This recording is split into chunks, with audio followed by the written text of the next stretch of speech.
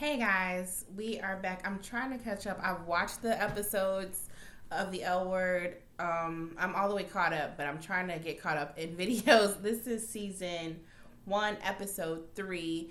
Don't forget to like, comment, and subscribe. This is my second channel. If you would like to subscribe to my main channel, it is called Michelle Deschanel. I need to start putting the link in the description. I was trying to put it in this description, but that channel is more like family friendly, more PG, I guess you'd say. This one, I'm going to be talking about all types of stuff. I got a lot of content coming on this channel. Just stay tuned. Okay. So anyway, the L Word Generation Q, season 1, episode 3. It starts off with Sophie and Micah and Danny. They're just talking about the stuff for the wedding, because she proposed last episode or whatnot, and they're getting ready, talking about that. And they start talking about Micah and his boo or whatnot, and it just sounds like stuff is moving pretty quickly, but I mean, like, there's always that stereotype of, like, homosexual relationships moving hella fast, but I feel like a lot of people's relationships just move way too fast. Like, they just met and they're just like, Micah and that dude's like, oh, that's your boo and all that. I feel like sometimes other couples who are together push a little bit more, but anyway, whatever. From there, we see the, hold on, y'all, I wrote so sloppy. Finley and her boo hookup or whatever. It's the next morning after they've slept together, and oh my goodness, this whole scene just got killed for me because of Finley's armpits. Like, all that hair. I understand you're a lesbian and you're more natural, but all that hair is just crazy. I'm like, is that fake? Like, that is so much armpit hair. It's like, ew. And then Finley was like, oh, stay here with me. Call off work or whatnot. I can call in and you should call in. She's like, no, I gotta go to the MMC or something, like it's a church. And then she's like, oh, you go to church? She's like, yeah. She's like, you can come with me. She's like, oh no. So it's like she didn't even know the homegirl goes to church, and I think it was like it's Tuesday, because she mentioned that to Sophie, like, oh my god, who goes to church on a Tuesday? Like, lots of people churches aren't just open on Sundays, y'all, or if you're Adventist, Saturdays, it depends. So from there we see that Shane has purchased the bar or whatnot that she met homegirl at and whatnot. Now their names are just the redhead girl and the girl, the curly head Hispanic girl. The bar that she went to with Finley, she's purchased that bar. So it's like, okay, Shane, you really are trying it right now when it comes to you and that girl. And then they're a couple, and then Shane just has no shame when it comes to just, I mean, even though that girl kind of coming on kind of strong to her, you can tell, like, that don't mean that you go on and go with it. That's somebody else's relationship. But anyway, we'll get to that. So we see Alice and her little family domesticated with, the kids and her wife or whatnot. And she was saying, like, oh, I'm going to be going out. Alice is telling her wife, like, I'm going to be going out, Natalie or whatever. I'm going to be going out with my friends, blah, blah, blah. Thanks for, doing stuff with the kids. And then she's like, oh, no, it's no problem. She was like, oh, well, anytime you want to go out with your friends, it's fine. Just let me know, and like maybe Friday you can go out with your friends. She's like, actually, I don't really even have any friends. She's like, what? You don't have any friends? She's like, yeah. When I was with Gigi, she was pretty much my best friend, and when we broke up, they kind of just chose sides with her because Gigi was the cool one, which Natalie do seem kind of boring. I ain't gonna lie, but she's like, what? She's the cool one and all that. She's like, they chose her side, even though you gotta be born if they chose the one who cheated side and didn't ride with you. That's fucked up. So from there, she was like, oh no, that's crazy. So Alice is kind of looking at the side, was like, you ain't got no friends, nobody, nothing. Like, all your whole circle just revolved around Natalie and all that. So, okay, that's on Alice's brain. So it turns out Shane is very broken from her, whatever was going on with her wife, Kiara. And we get to learn a little bit more about that a little bit later. So from there, we see I'm kind of gonna skim through some of this, y'all, because I kind of just want to get to this the season episode 5, but I'm gonna just try to give y'all a quick little recap, real quick, because like all of season all of episode 5 is like running through my brain because I just watched that and I'm trying to jump back and it's hard.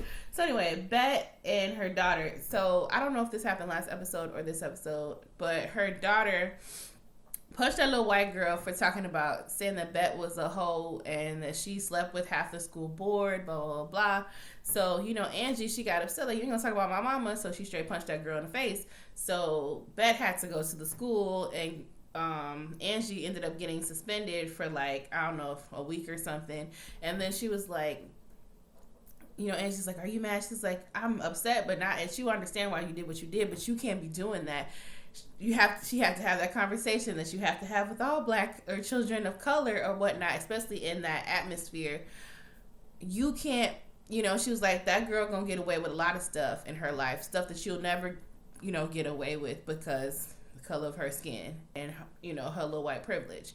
You, on the other hand, you can't do that because they already looking at you sideways because of the color of your skin. And it's sad that we got to constantly have that conversation with our children and stuff like that, but that's just, you got to be real and prepare your kids for the world that they live in. And Angie not stupid. She know, you know, she was like, I fucking hate this school. I don't even want to go here and all that. So Angie, you know, it is what it is. And I'm like, Bet, why wouldn't you put your daughter, I know you want your kids to be in like good academic and give them the best chances, but if she the only like little black girl there, like it's so segregated, the school, it's just like, it's hard. Like, it's just, I understand you wanting the best of education, but like you also need that social dynamic too, where she sees people who are the same color as her and that she can identify with. Like, that's very hard, like, to struggle with that. And then, you know, it's a constant reminder of like how you just don't fit in.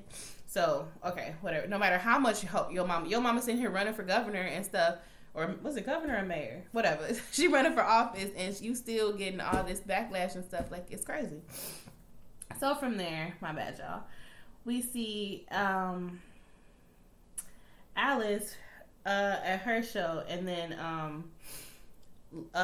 Finley and Sophie, they're talking, and then she was like telling her about, like, you know, oh my gosh, she's going to church, blah, blah, blah, blah. So then she was like, well, that's one of the venues that Sophie wants to go check out. Let's go check that venue out for that church. And then it turns out when they go there, who is the priest or whatever, the minister, whatever you call it, for this church is Finley's girlfriend. And I'm like, she didn't mention that at all. I'm like, that's crazy. Like, you out here banging the priest or whatnot. I'm like, I would be taken back by that as well, because you wouldn't think that a holy person or some of that stature would just be out at the bars kicking it and hooking up with people like that. So it was kind of odd, but this is LA, so whatever. So, okay, so Finley is just kind of like really out of it. And then she sees old girl, and old girl comes to her and talks to her or whatnot. She's like, I didn't want to say it right away because, you know, a lot of people are kind of thrown off by it. Is this going to be a problem? She's like, oh, no, it's cool. So whatever. She tried. And then she's like, have you, you know, asked her about her backgrounds with church and all that. So she was raised Catholic. So Finley already has like that Catholic guilt. I'm aware of it. I was baptized Catholic and went to Catholic schools and stuff. I know about all that Catholic guilt stuff. And it's just like so much shame and stuff that can come with Catholicism and all that. It's a lot, y'all. So you can tell that she doesn't have like connection to like her family and stuff like that because of her, you know, life and her lifestyle and all that. You can kind of pretty much tell, and the way that Finley reacted about the whole thing and talking to Priest Bay. So from there, we see Danny, because Danny's dad had been trying to reach out and wanted to take Danny for lunch. So they go for lunch, and then he says how he has this like really expensive, I guess, hotel venue or whatnot, where her and Sophie can have, he scheduled a walkthrough. So where her and Sophie can go and look at it. I forgot what the name of the space is, but it's hella expensive. She's like, how did you get that? That place is usually, he's like, yeah, it's usually booked all the way, but he got money and connections, so of course. So from there, she's like, oh, thanks, Dad. And he was like, but she's like, we can't afford that. And then he kind of tries to tug at her heartstrings and say like, oh, your mom wants you to have the best and this or whatnot. And he kind of played it like that. And I'm like, I'm trying to see what your father's angle is, because he be acting like he's trying to make a gesture in good faith, but then he be having his own motives, and you can tell that throughout the whole thing. So she was like, okay, let me talk to Sophie, and then we'll talk about, we'll do the walkthrough with this hella expensive place. So they're like, okay. So from there, we see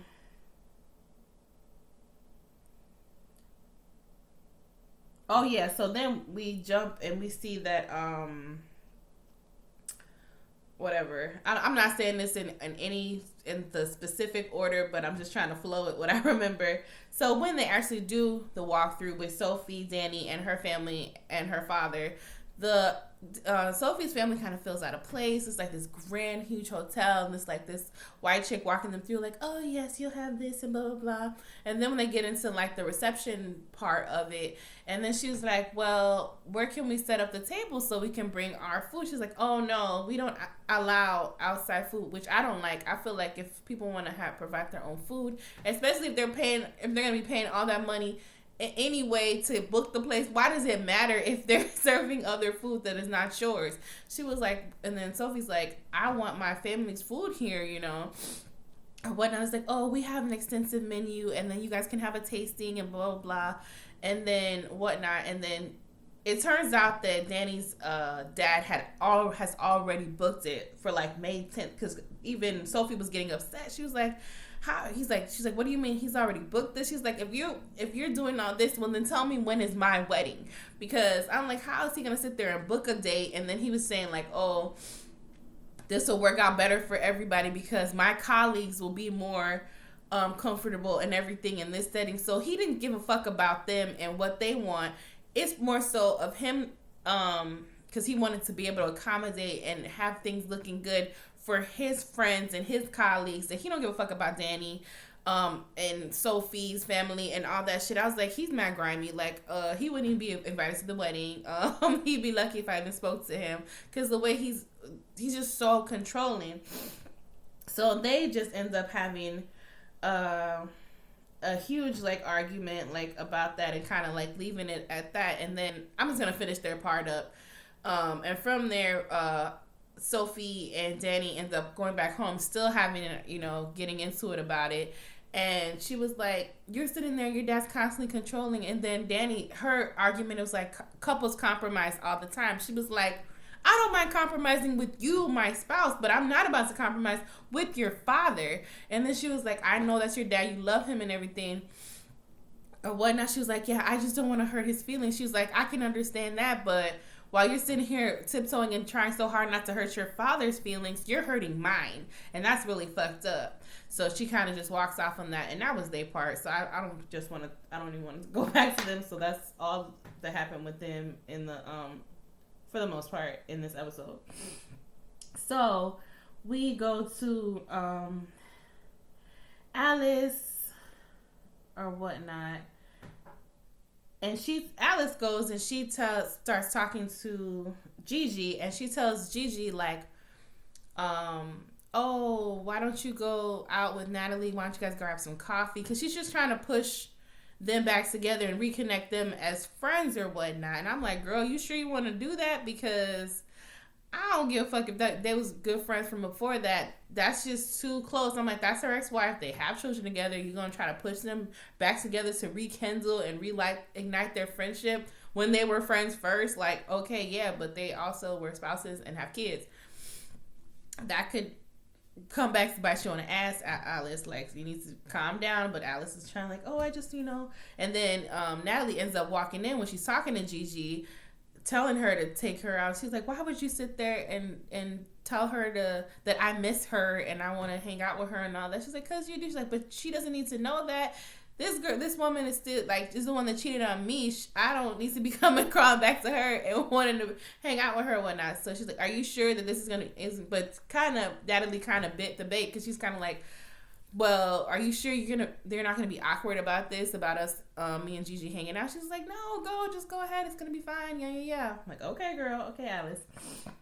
So we see it goes to Bet, and she's at the debate with whoever's already in office, that older white man or whatnot, who just ain't in touch with people at all. And Bet is killing it, but they already gonna in another earlier in the episode they were saying that they were gonna use as soon as the mention of education and what Bet feels about education or whatnot comes up, they're going to bring up Angie fighting in school. I'm like, that's mad petty. They just be throwing people's kids and stuff like that. That's really fucked up to talk of. Like, that shouldn't even be something that they should be allowed, or something that people would look at as a good thing, that they're bringing up someone's child and whatnot, and them getting into it at school. That's like, was crazy to me. Oh, and then before that too, when Angie got in trouble, they were Danny was telling Bet like, hey, why don't you put Angie in a more diverse school or public school, because they're going to be sitting there talking about, even though she's minority, she's still, if you're going to talk about education, why is it public school good enough for your child, because your child has been in private school her whole life. And then she was like, well, I want my child to have all the opportunities, blah, blah, blah. But she was like, there are plenty of schools, and she mentioned one school in particular that's diverse and has, minorities as teachers, and they score just as high as the private schools, if not better, on a lot of things. And it's not always about the academics or whatnot, because Angie's in all AP classes anyway, and they offer the same stuff. So, I mean, like, I don't see why it would have been so hard. But she was like, no. But then Angie kind of pushed, like, Mom, could you please look at this list of schools and read on them, because I don't want to go back to another school. Because she was trying to switch her to some other school that was just the same type of assholes, but just a different school. But she was like, I really would like to go to somewhere where I saw myself and I could relate to people and all that. So she puts that on Bet's mind. And then we're at the debate.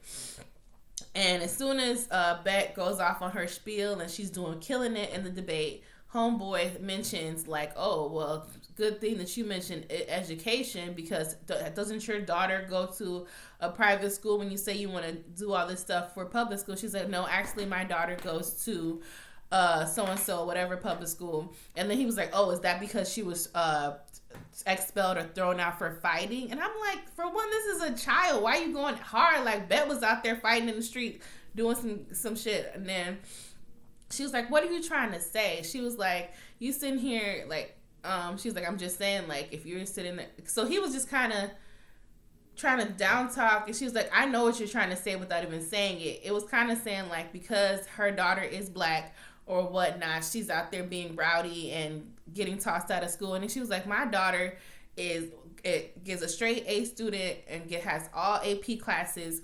Any school would be lucky to have her and whatnot. And I took her out of whatever school because I wanted her to be in a school where she could see herself. And, she went on that whole spiel or whatever. So in the long run, she ended up looking good, and he ended up looking like a racist old white man, which what he sounded like when he was saying all that shit. So from there, during this whole little debate, Alice, Shane, and all of them came to support Bet, and Nat brings Gigi, and then they sitting there kiki and haha and giggling and talking. I'm like, see, Alice, you sat there and was talking about y'all should all hang out and all that, or you should hang out with her. Now she bringing her to all types of shit, and they got all these inside jokes, because of course best friends have inside jokes from way to the way back, and ain't nobody gonna get it but them two best friends. And you sitting there looking like boo boo the fool on the outside. But then Shane was like, what's up with that? She's like, no, it's okay, you encourage that, so okay. So from there we see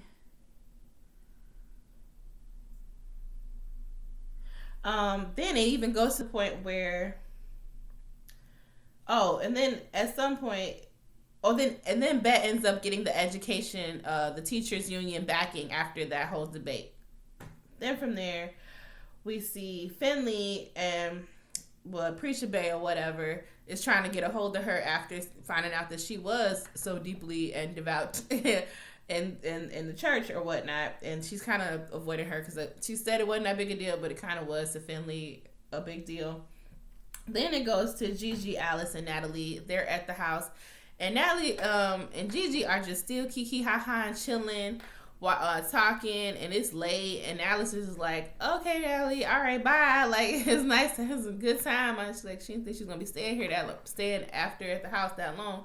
And then she's like, oh yeah, you're right, it is late. So then her and Alice and Natalie kind of get into it because she like, oh, I told you it was gonna be awkward and you weren't gonna really want me hanging out with Gigi like that. She's like, no, it's fine, but it's still kind of like, I mean, Alice put her foot in her mouth. You say you want me to hang out with her. She's like, no, it's totally fine. It's totally fine. But you guys were just kind of laying it on thick, I guess, or whatnot. So whatever.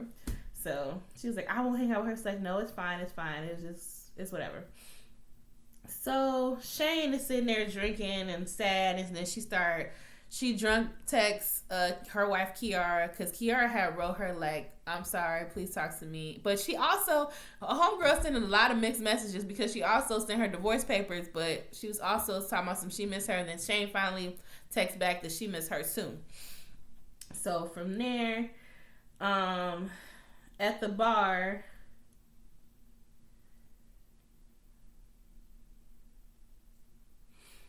so at the bar, I don't know, I remember Lena, her name's Lena, the curly haired girl who was coming on to Shane at the bar with her girlfriend and whatnot.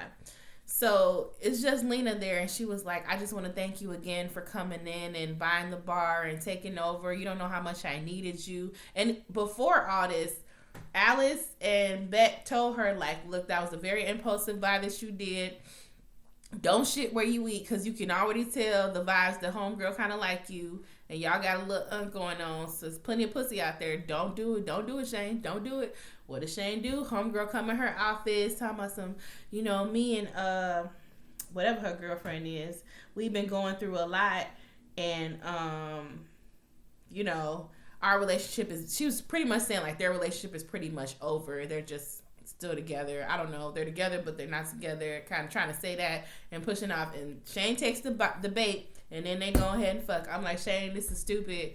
Why you fucking that girl? You just bought this bar, and you're gonna have to be working with her and her girlfriend, because they're gonna be managing the bar. Like, those is the dumbest shit ever. And I'm like, Shane, I understand you got your own sadness and you upset, but go fuck anybody. You got plenty of hoes you can call. Why you fucking this girl just because she throwing the coochie your way? You don't have to catch every coochie that's thrown your way, Shane. Just calm down. But she did it anyway. So from there, Finley goes to the church or whatnot. No, Finley actually goes to a Catholic church, and she like lighting a candle and all this other stuff. And I guess her seeing homegirl at the church kind of tugged at some strings, because Finley is Catholic and whatnot. So she went to a church, and she's up in there crying and all this other stuff. And I'm like, she really got some. I like that, because I know y'all, the first couple episodes I was saying like Finley was just like, I wasn't feeling her character because I didn't feel any depth or nothing coming from her. But now I feel like they're trying to write more for her character and give us a little bit more of like who she is and whatnot, which I enjoyed, because I just didn't like she's just like a little comic relief and she's just kind of needy or whatnot. But now she got a little bae, and then it's got a little complicated, and you can tell she has some type of baggage and past that she has kind of doesn't deal with, and that's kind of where her persona comes from. Because she's from like Minnesota or whatnot. It's probably like really like anti-gay or whatever where she from, and she was a very Catholic upbringing and all that, so I'm sure she was probably constantly like had to suppress who she is or whatnot. So from there we see Micah and Sophie, and they're talking, and then I don't know if it happened last episode or this episode with Micah. Oh yeah, because I think Micah was supposed to go out with neighbor or manager bae or neighbor bae, and he kind of blew him off. This happened earlier in the episode. and he kind of blew him off and without no explanation. And then there was some dude kicking that by the pool, and I don't know if he was with the other dude or whatnot, Neighbor Bay or what, but it was just off-putting. I don't know. Maybe that was a dude that he used to talk to, and he was there because he was chilling. And then Neighbor Bay kind of like brushed him off when they were supposed to go to some art exhibit or whatnot. And then, so what does Micah do? Micah goes on Tinder or whatever the equivalent of Tinder is on here and hooks up with some dude or whatnot on some shit. But you can still tell that Micah, he's transgender, a transgender male. Like, he doesn't like, he did the same thing with Neighbor Bay. He does not really want to be touched in his genital, like, front area, because I'm assuming he didn't have gender reassignment surgery, so he probably still has a vagina there, and he just not comfortable with people touching it. So you can see when he was having sex with the hookup dude that he just kind of turned over and they just did anal or whatnot, which, I mean, a lot of people are different when what they're okay with sexually or what they're comfortable with, and sometimes they're comfortable with doing with a serious partner but not with somebody with a hookup. So you can see that in when he does his hookup with this random ass dude. And then he was talking to Sophie saying like, oh, you know, I did what I usually do, hooked up or whatnot, instead of like actually dealing with homeboy and asking him like what happened, why he kind of flaked out on him. So whatever. So then after all this stuff and everybody believes in Bet and all her greatness and whatnot, and after the whole scandal stuff happened with that man accusing Bet of fucking with his wife and all that, Danny was, I think, about to go talk to Bet or congratulate her how well she did and tell her that she got the endorsement from the teachers at her hotel or whatnot. And who is walking in?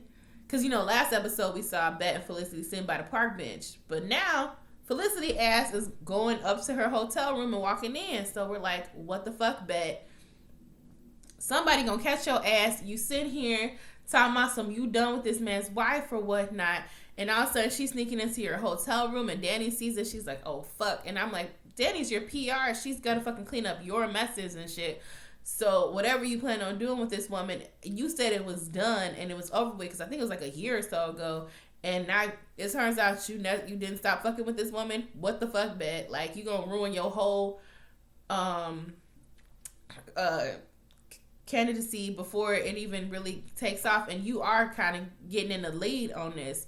So anyway, y'all, I'm gonna make a whole other video for episode 4, and then I'll make another video for probably episode 5 as well, because this is already almost at 30 minutes. So don't forget to like, comment, and subscribe. If you are watching the new L Word reboot, go ahead and talk to me about it in the comments. I see some people are watching. Don't forget to subscribe. There's going to be more content coming to this channel. But again, I do have a main channel, Michelle Deschanel, that I keep up with more. And I'm trying to figure out the balance, and I'm trying to make sure I keep up and create good quality content on both. So I will see y'all later. Have a good night, morning, whatever, whenever you're watching this. And I will see y'all in the next video for the L Word or whatever else I post up here. All right, bye. Peace.